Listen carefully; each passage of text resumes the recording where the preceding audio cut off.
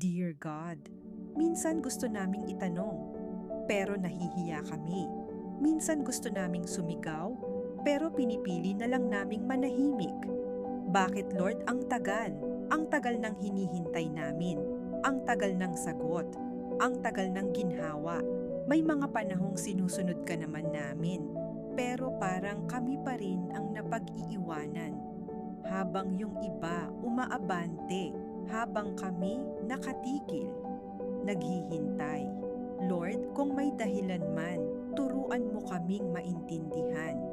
Lord, aminin namin. Mahirap maghintay kapag pagod ka na. Mahirap umasa kapag ilang beses ka nang nasaktan. Mahirap magtiwala kapag paulit-ulit mong tinatanong ang sarili mo. Tama ba tong ginagawa ko? May patutunguhan pa ba to? May mga gabi na tahimik lang kami, pero ang gulo ng isip.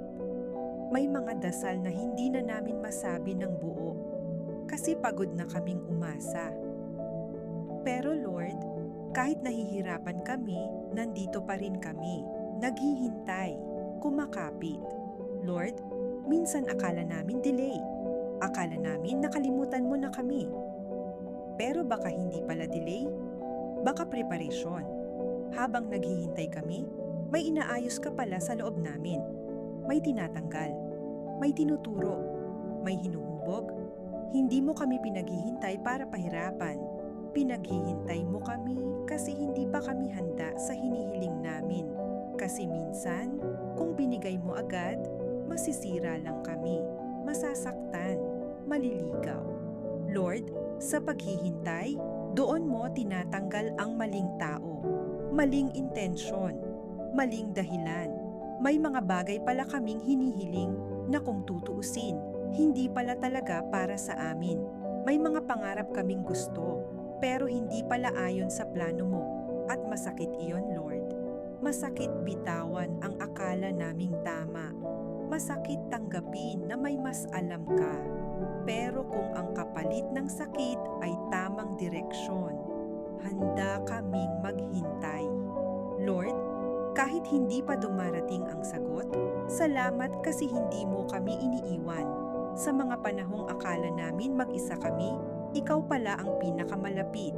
Sa mga luha na walang nakakakita, ikaw ang tahimik na umaalo. Hindi man agad nagbago ang sitwasyon, binago mo naman kami. Mas naging matatag, mas naging mahinahon, mas naging mapagtiwala. Lord, kung may natutunan man kami sa paghihintay, ito yon. Hindi ka nahuhuli, hindi ka nagkakamali. Darating ang araw na maiintindihan namin lahat. Darating ang oras na sasabihin namin, kaya pala. Kaya habang wala pa, turuan mo kaming magtiwala. Turuan mo kaming maging tapat. Turuan mo kaming huwag sumuko.